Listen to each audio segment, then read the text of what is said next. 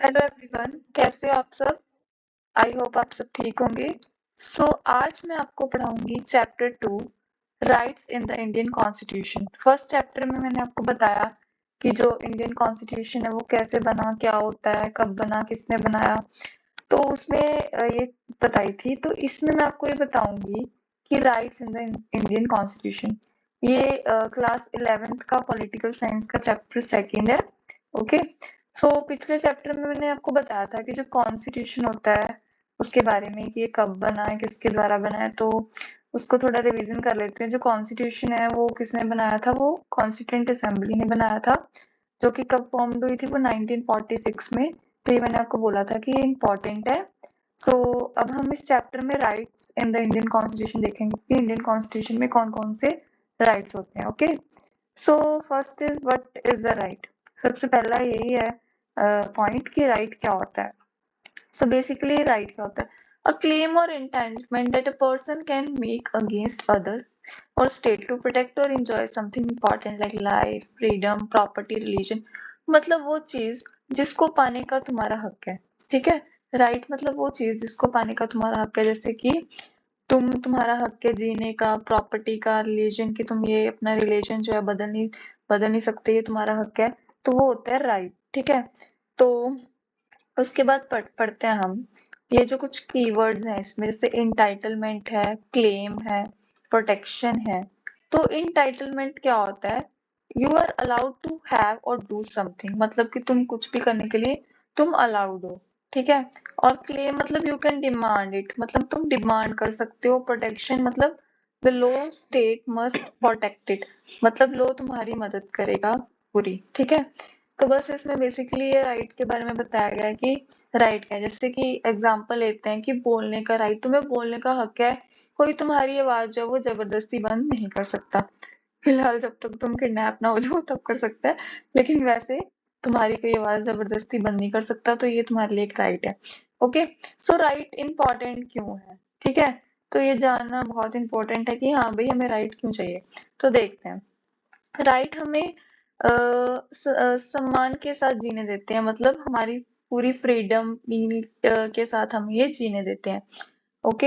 हमें ये फ्रीडम देते हैं, हम अपने हिसाब से जी सकते हैं। और स्टेट की गलत पावर्स को ये रोकते हैं कि मतलब स्टेट जो है वो इसका मिसयूज ना कर सके। एंड उसके बाद कोर्ट से मदद लेने का रास्ता देते हैं, मतलब हमें कोर्ट से कोई मदद चाहिए होती है तो उसके लिए हमें ये रास्ता देते हैं। डेमोक्रेसी चलाता है ये राइट्स, जैसे वोट, हमें वोट करने का राइट है, ये सब कुछ। तो इसलिए राइट जो है इम्पोर्टेंट है। सबसे मेन बात तो इसमें ये बताई गई है कि राइट इसलिए इम्पोर्टेंट है बिकॉज ये हमें सम्मान देते हैं, हमें फ्रीडम देते हैं। और बस यही है इसमें। और उसके बाद हम पढ़ते हैं फंडामेंटल राइट्स। ये जो है फंडामेंटल राइट्स बहुत इंपॉर्टेंट है। और ये जो राइट्स हैं ये हमारे कॉन्स्टिट्यूशन के इम्पोर्टेंट राइट्स हैं। और ये आर्टिकल 12 से लेकर 35 तक ये रिटन है कॉन्स्टिट्यूशन में, पार्ट 3। ओके। चलो डिस्कस करते हैं कि ये कौन कौन से राइट्स हैं।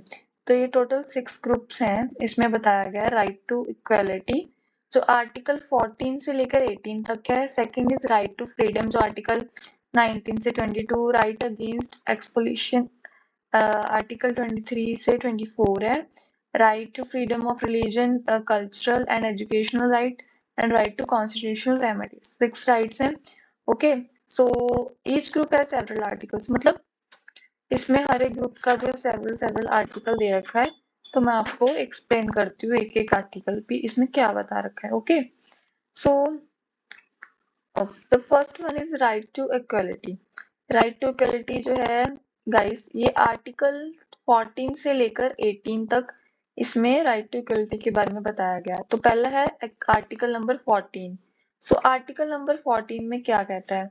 इसमें बोला गया equality before law means everyone is equal before the law and the law treats similar people similar, मतलब इसमें ये बताया गया कि लॉ सारे जने इक्वल हैं, बिल्कुल सभी को इक्वल राइट्स जो है वो मिलेंगे। ओके। सब लोग लॉ के समान सामने इक्वल है, मतलब जो लॉ के सामने वो इक्वल है, किसी को कोई वीआईपी या स्पेशल ट्रीटमेंट नहीं है। ये आर्टिकल नंबर 14 बोलता है। Okay. Law must treat equals everyone's equals, मतलब लॉ जो है वो सभी को इक्वली ट्रीट करे। ओके सो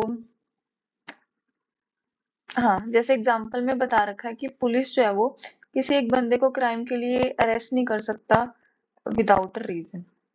ओके, तो अगला है प्रोहिबिशन ऑफ डिस्क्रिमिनेशन। ओके, सो ये आर्टिकल नंबर 15 में आता है। इसमें क्या बताते हैं कि स्टेट किसी को religion, caste, sex, place of birth पर डिस्क्रिमिनेट नहीं करेगी। मतलब किसी को भी जैसे किसी की कास्ट के हिसाब से, सेक्स के हिसाब से या उसकी प्लेस ऑफ बर्थ के हिसाब से उसको अलग नहीं मानेगी या उसको डिस्क्रिमिनेट नहीं करेगी। और इसमें जैसे रिजर्वेशन अभी भी अलाउड है कुछ बैकवर्ड ग्रुप्स के लिए, वो ठीक है। तो ये रिजर्वेशन सिर्फ अलाउड है, लेकिन किसी को भी स्टेट जो है वो उसकी कास्ट को, सेक्स को लेके स्पेशली डिस्क्रिमिनेट नहीं करेगी। ये आर्टिकल 15 में बोला गया है। आर्टिकल 16, सो देखते हैं आर्टिकल 16 में क्या है। Equality of opportunity in public employment, मतलब सभी को गवर्नमेंट जॉब्स के लिए इक्वली चांस रहेगा। ऐसा नहीं होगा कि इसको इतना मतलब है कि इसको नहीं है चांस, सभी को मतलब इक्वली चांस है, कोई भी जो है वो गवर्नमेंट जॉब के लिए अप्लाई कर सकता है। Okay, so article 17, abolition of untouchability, मतलब आर्टिकल 17 में ये बोला गया कि अनटचेबिलिटी इलीगल है, बिल्कुल ही बैंड है। ओके, तो आर्टिकल 18 में बोला गया है एबोलिशन ऑफ टाइटल्स। ठीक है, तो इसमें एक बताया कि टाइटल बैंड है, मतलब जैसे राजा, नवाब जैसे टाइटल जो है वो नहीं मिलेंगे। वैसे पहले बोलते थे ना कि राजा है, ये प्रिंस है, लेकिन ऐसे टाइटल्स अब इसमें नहीं है, ये हमारे आर्टिकल नंबर 18 में है। जो मिलिट्री वगैरह है उसमें तो टाइटल्स जैसे मिलते हैं हमारे, वो तो मतलब है, लेकिन जो राजा, प्रिंस जैसे ऐसे टाइटल्स है वो बिल्कुल ही बैंड है। और इसमें देखो ये बताया गया बी पार्ट। अब हम आ जाते हैं बी पार्ट में। सो जो ये है राइट टू फ्रीडम। हमने ये पढ़ा था कि जो राइट टू इक्वलिटी है वो 14 से लेके 18 तक है। तो मैंने इसमें आपको एक्सप्लेन किया कि 14 आर्टिकल 14 में क्या है, इक्वलिटी बिफोर लॉ। आर्टिकल 15 में डिस्क्रिमिनेशन के बारे में है। आर्टिकल 16 में कि पब्लिक एम्प्लॉयमेंट, गवर्नमेंट जॉब्स में इक्वली अपॉर्चुनिटीज है। आर्टिकल 17 अनटचेबिलिटी है। आर्टिकल 18 एबोलिशन ऑफ टाइटल्स है। और उसके बाद आ जाता है the B part, that is right to freedom. और इसमें टोटल कितने 19 से लेकर 22 आर्टिकल तक एक्सप्लेन किया गया है। सो आर्टिकल नंबर 19 पढ़ते हैं। आर्टिकल 19 तो इसमें है 6 फ्रीडम्स फॉर सिटीजन, मतलब सिटीजन्स को क्या क्या फ्रीडम है। Freedom of speech and expression, freedom to assemble peacefully, freedom to form association और यूनियंस, फ्रीडम टू मूव। देखो ये बहुत सिंपल बताया गया कि कोई भी उनको बोलने की बिल्कुल फ्रीडम है, वो कुछ भी एक्सप्रेस से बोल सकते हैं। कौन? हम लोग, ठीक है। ये हमारे लिए बनाए गए हैं आर्टिकल्स। और अगला है कि असेंबल पीसफुली, वो असेंबल हो सकते हैं। और फिर वो कोई भी एसोसिएशन या यूनियन बना सकते हैं। इंडिया में वो कहीं भी घूम सकते हैं, ऐसी कोई रिस्ट्रिक्शन नहीं है कि यहाँ पे नहीं जा सकते। कहीं भी रह सकते हैं इंडिया में, कोई भी जॉब कर सकते हैं, कोई भी बिजनेस कर सकते हैं। ठीक है, सो ये आर्टिकल नंबर 19 में बताया गया है।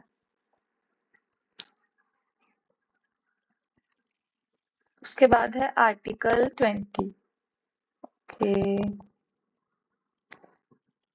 आर्टिकल 20 है protection in respect of conviction for offences, मतलब क्रिमिनल केसेस में प्रोटेक्शन इसमें बताया गया है।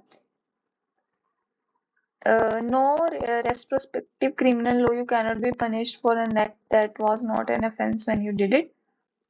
मतलब आर्टिकल 20 में ये बताया गया है पीछे से कानून लगा के पनिशमेंट नहीं मिलेगी। एक ही क्राइम के लिए बार बार ट्रायल नहीं, मतलब अगर तुमने एक ही क्राइम किया है तो उसके लिए बार बार तुम्हें जो पनिशमेंट नहीं मिलेगी।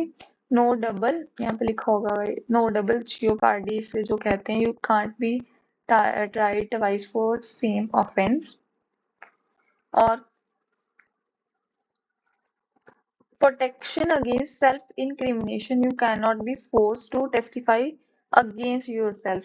ये बहुत इंपॉर्टेंट है। इसमें ये बोला गया है कि खुद के खिलाफ जबरदस्ती बयान नहीं, मतलब अगर तुम्हें कोई फोर्स करे कि खुद के खिलाफ तुम जबरदस्ती बयान दो तो ये बिल्कुल भी मतलब नहीं है। नो सेल्फ इंक्रिमिनेशन, तो ये आर्टिकल 20 में बोला है। आर्टिकल 21 क्या है? Right to protection of life and personal liberty. मतलब ये है, तुम अपनी लाइफ को बिल्कुल ही मतलब फ्रीडम के साथ जी सकते हो, जिसमें फूड, कुछ भी, शेल्टर, एनवायरनमेंट, कहीं भी जी सकते हो। और आर्टिकल 22 में बोला गया है protection against arbitrary arrest and detention. इसमें क्या है, अगर तुम अरेस्ट हुए तो उसके लिए मतलब पूरा रीजन बताना जरूरी है। तो ये बिल्कुल ये है कि अरेस्ट जो हुआ है उसको रीजन बताना जरूरी है। जो भी तुम्हारे एक बिल्कुल है कि तुम 24 आवर्स के लिए तक अपना मतलब है वो लोअर कंसल्ट कर सकते हो, ताकि वो तुम्हारे लिए रीजन बता सके। And C option, C part जो है इसका, राइट अगेंस्ट एक्सप्लोइटेशन, जो मैंने अभी आपको ये बताए हैं, ये आर्टिकल नंबर 19 से लेकर 22 तक थे। अब जो अगला है वो है आर्टिकल 22 हो गया हमारा। And the C part is right against exploitation. और ये आर्टिकल इसमें दो ही आते हैं, 23 और 24। ओके, तो 23 देखते हैं। Prohibition of traffic in human beings and force labour. देखो इसमें क्या है कि जो लेबर, ह्यूमन ट्रैफिकिंग और फोर्स लेबर बैन है। मतलब जो फोर्सफुली आपसे काम करवाया जाता है वो बिल्कुल ही यहाँ पे बैन है। और आर्टिकल 24 में है प्रोहिबिशन ऑफ चाइल्ड लेबर, कि कोई भी बच्चा जो है वो 14 साल से कम वाले बच्चे जो है वो उनको जॉब में रखना, ठीक है, वो बिल्कुल ही बैंड है, वो इलीगल है। 14 साल से कम बच्चे को अगर आप जॉब दे रहे हो। तो डी है right to freedom of religion. इसमें आर्टिकल 25 से लेकर 28 है। सो वट आर्टिकल 25 में क्या बोल रहा है? Article 25 and article 26 and article 27 28। Okay, so 25 में क्या है, तुम किसी भी रिलीजन को फॉलो कर सकते हो, प्रैक्टिस कर सकते हो, प्रोपेगेट कर सकते हो। ओके, इसके लिए तुम्हारी कोई भी मनाही नहीं है, तुम किसी भी रिलीजन को जो है वो ज्वाइन कर सकते हो। Every person has freedom to follow any religion और non and to propagate it. मतलब तुम उसको अगर फैलाना भी चाहो, मतलब उसकी बात किसी को बताना भी चाहो कि ये रिलीजन ऐसा है, तो तुम बता सकते हो, लेकिन फोर्सफुली कोई भी पर्सन को तुम ज्वाइन नहीं करवा सकते कोई भी रिलीजन। ये उसकी अपनी मर्जी है कि वो ज्वाइन करेगा या नहीं। उसके बाद article 26 freedom to manage religious affairs. मतलब इसमें ये बताया है रिलीजियस ग्रुप्स अपने अफेयर्स मैनेज कर सकते हैं खुद। ओके, मतलब अपने अफेयर जो भी हैं वो मैनेज वो खुद कर सकते हैं। ये आर्टिकल 26 में बता रखा है। आर्टिकल 27 में क्या बताया? Freedom from taxes for promotion of any particular religion. Okay, तो ये आर्टिकल नंबर 27 इंपॉर्टेंट है। मतलब अगर तुम टैक्स लगा रहे हो किसी रिलीजन को प्रमोट करने के लिए, तो वो नहीं लगाया जा सकता। अगर मान लो तुम किसी रिलीजन को प्रमोट कर रहे हो, उसके पीछे टैक्स लगा रहे हो, तो ये इलीगल है। ओके, तो ऐसा काम नहीं करना। और उसके बाद आर्टिकल 28 में क्या बोला है? Freedom from attending religious instruction in certain educational institution. Okay, मतलब गवर्नमेंट स्कूल्स में जो रिलीजियस टीचिंग बिल्कुल भी अलाउड नहीं है। किसी भी स्कूल्स में देख लो तो वो रिलीजियस बिल्कुल अलाउड नहीं है। एंड अगला है कल्चरल एंड एजुकेशनल राइट्स, जो कि इसमें दो आर्टिकल्स हैं, 29 और 30। इसमें बस यही बता रखा है protection of interest of minorities, कि किसी भी लैंग्वेज कल्चर को प्रोटेक्ट करने का राइट है इसमें। ओके, 30 में ये बता रखा है कि right of minorities to establish and educational institution. Sorry, तो इसमें क्या है, माइनॉरिटीज अपने स्कूल कॉलेजेस जो है वो बना सकते हैं। ठीक है, जो भी माइनॉरिटी कमेटीज है वो अपने स्कूल खुद के इंस्टीट्यूशन बना सकते हैं। ये है 30 में।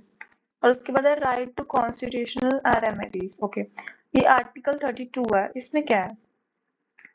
Article 32 right to move the supreme court for enforcement of fundamental rights. तो ये समझते हैं कि आर्टिकल 32, अगर तुम्हारा राइट तोड़ दिया गया, मतलब तुम्हारे पास जो राइट जो मैंने आपको बताया अगर कोई भी तोड़ दिया गया किसी के द्वारा, तो तुम डायरेक्टली सुप्रीम कोर्ट के पास जा सकते हो। ओके, तो सुप्रीम कोर्ट जो है can issue writs order to protect rights, वो करेगा तुम्हारे राइट्स को प्रोटेक्ट करने के लिए। तो इसमें एक बहुत इंपॉर्टेंट बात है अंबेडकर जी जो क्या थे, अंबेडकर जी ने called article 32 the heart and soul of the constitution. Very very important है कि जो अंबेडकर जी ने आर्टिकल 32 को, ये जो बोला गया article, right to move the supreme court for enforcement of fundamental rights, तो अंबेडकर जी ने इस आर्टिकल को heart and soul of the constitution कहा था। ओके, तो ये याद रख लेना। ओके, अगला है the 5 writs, what they mean. Short and simple में बता रखा है कि 5 रिट्स ये क्या होते हैं। तो सबसे ये रिट्स जो है हमारे प्रोटेक्शन ऑफ राइट्स को लेके हैं, जो कोर्ट ने इशू किए थे कि हम लोगों के राइट्स को प्रोटेक्ट करने के लिए 5 रिट्स। तो इसमें पढ़ते हैं क्या है, हैबेस कॉर्पस। ओके, तो इसमें क्या है, इंसान को कोर्ट के सामने लाओ, मतलब इंसान कोई भी जिसने गलती की है उसको कोर्ट के सामने हमें लेके जाना है। अगर किसी ने भी, पुलिस ने अरेस्ट किया है किसी को विदाउट रीजन, तो habeas corpus can secure release. Okay, without reason कर नहीं पाएगा पहली बात, तो अगर उसने कर लिया तो वो कोर्ट में लेके जाएगा तो वो बता सकता है। उसके बाद है मैंडेमस। ओके, सो इसमें बताया है we command court orders a public officially body to perform any official duty they can refusing to do, मतलब ये ऑर्डरिंग करता है, मतलब कोर्ट ऑर्डर देता है कि बेसिकली तुम अपनी सिर्फ ड्यूटी करो। उसके बाद प्रोबेशन क्या है, court prohibits a lower court authority, मतलब लोअर कोर्ट को भी प्रोबिट करता है, मतलब उसको रोक देता है। और कैरेटियोरी में बता रखा है कि कोई भी अगर गलत डिसीजन लिया गया है लोअर कोर्ट या अथॉरिटी के द्वारा तो वो उसे कैंसिल कर देता है। और मतलब सुप्रीम कोर्ट ने कैंसिल कर दिया एक रोंग गलत कोई ऑर्डर पास किया था तो वो सुप्रीम कोर्ट ने कैंसिल कर दिया, तो ये इसे बोलते हैं हम कैरेटियोरी। एंड अगला क्या है, क्यू वारंटो, मतलब by what authority court ask a person holding public office to show a legal right to hold it, मतलब तुम किस राइट से ये पोस्ट पे हो, ये वेरीफाई कर लेता है कि तुम किस राइट से हो, किस पोस्ट पे। रीजनेबल रिस्ट्रिक्शंस बता रखे हैं इसमें, जो आर्टिकल 19 की एक्सपेक्शंस है। फ्रीडम ऑफ स्पीच मूवमेंट, ये जो है ये रिस्ट्रिक्शन तब लगते हैं जब सिक्योरिटी जो है वो डेंजर में हो, पब्लिक ऑर्डर डिस्टर्ब हो जाए। ओके, तो ये बहुत ही मतलब इसमें बताया मैंने, तो आप इस पीडीएफ को देख सकते हो। अगर आप इसकी वो चाहिए, पीडीएफ चाहिए, तो आप मुझे कमेंट कर सकते हो, तो मैं आपको ये पूरी पीडीएफ अपलोड कर दूंगी। तो उसके बाद हम अपने नेक्स्ट टॉपिक पे चलते हैं।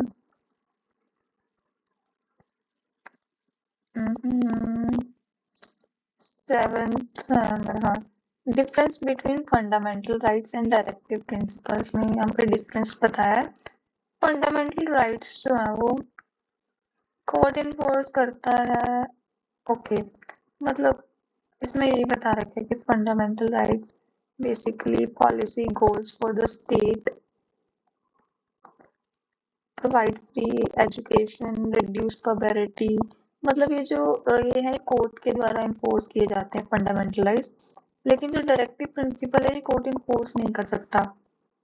ओके, तो ये आप देख लेना एक बार। फंडामेंटल ड्यूटीज बताया है इसमें आर्टिकल 51A में है, फंडामेंटल ड्यूटीज आर्टिकल 51A में है।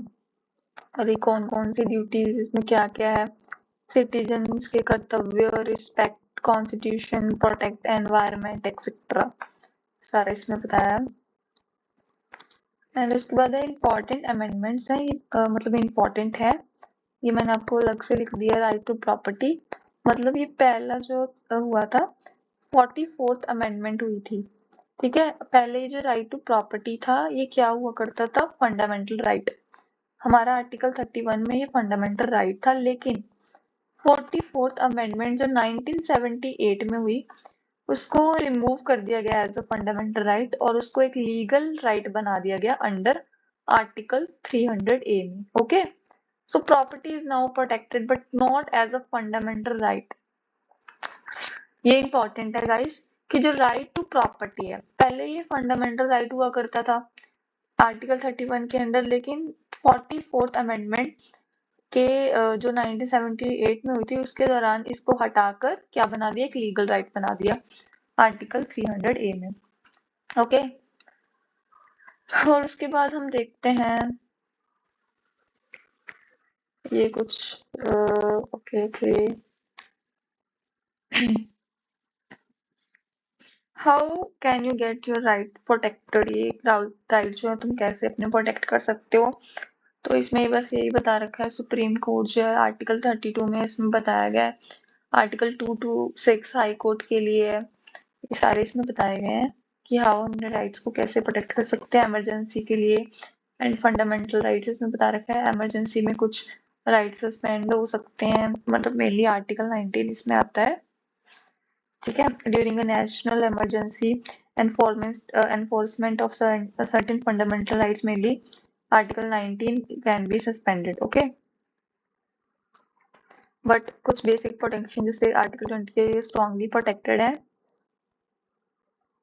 उसके बाद हम पढ़ते हैं ओके, क्योंकि जैसे मान लो मैं आपको बताती हूँ, कॉलेज, कोई भी कॉलेज मतलब रिलीजन के बेस पे आपको एडमिशन मतलब नहीं दे रहा, तो वो आर्टिकल 15 इसमें बोला कि नो डिस्क्रिमिनेशन, मतलब ऐसा नहीं है कि कोई भी कॉलेज आपको एडमिशन के बेस पे, सॉरी रिलीजन के बेस पे एडमिशन नहीं देगा, या पुलिस किसी को बिना रीजन अरेस्ट किया तो वो आर्टिकल 22 हैबिस कॉर्पस के में लग गया। गवर्नमेंट ने न्यूज पर अनफेयर बैन लगा दिया तो वो आर्टिकल 19 के में लग गया। तो बस यही बता रखा है इसमें पूरे में। तो क्विक रिवीजन के लिए कुछ शॉर्ट पॉइंट्स हैं, देखिए कि पार्ट थर्ड में फंडामेंटल राइट्स हैं, ये 6 ग्रुप्स हैं, भाई ये जरूरी है आर्टिकल 32, जो कि मतलब हम सुप्रीम कोर्ट के पास जा सकते हैं अगर हमारा कोई भी राइट जो है वो हमें नहीं मिल रहा है या कुछ भी हुआ है, तो हम सीधा सुप्रीम कोर्ट के पास जा सकते हैं। और बी आर अम्बेडकर जी ने इसे heart and the soul of the constitution कहा था, आर्टिकल 32। भाई ये पढ़ लेना, ये इंपॉर्टेंट है, ये पेपर में डायरेक्ट क्वेश्चन आ जाता है रेट्स के ऊपर, तो ये सारे रेट्स आप प्लीज पढ़ लेना, बस यही है इसमें। और ये हिंदी में इसका एक्सप्लेनेशन है, हिंदी में है, हिंदी वाले स्टूडेंट्स के लिए देख लीजिए एक बार, मैं इसका पीडीएफ जो है अपलोड कर दूंगी। एंड बस यही था हमारा आज का चैप्टर, जिसमें हमने बेसिकली क्या पढ़ा, इसमें हमने राइट्स पढ़े हैं सारे कि राइट क्या है, इम्पोर्टेंट क्यों है, और ये इम्पोर्टेंट है, ठीक है। राइट 6 राइट्स हैं, इनके आर्टिकल्स हैं, तो ये सारे आप प्लीज याद कर लीजिए क्योंकि ये पेपर में डायरेक्ट क्वेश्चन आ जाता है। एंड ये सिर्फ क्लास 11th वालों के लिए इम्पोर्टेंट नहीं है, बल्कि अगर हमें कोई भी कॉम्पिटिटिव एग्जाम देना है, कहीं भी कोई भी स्टेट एग्जाम देनी है, कोई भी एग्जाम देना है, तो उसमें पॉलिटी के बेस पे ये बहुत ही इम्पोर्टेंट टॉपिक है, rights of the constitution, because constitution में राइट्स हैं हमारे, उनमें आर्टिकल जो है सारे हमें याद करने पड़ते हैं अगर हमें कोई भी एग्जाम देना है। सो नेक्स्ट वीडियो में मैं आपको चैप्टर 3 एक्सप्लेन करूंगी। सो अगर आपको वीडियो अच्छी लगी हो तो प्लीज लाइक एंड सब्सक्राइब कर देना, एंड पीडीएफ इसका जो है आपको डिस्क्रिप्शन बॉक्स में मैं अपलोड कर दूँ। Thank you so much for watching my video, bye bye.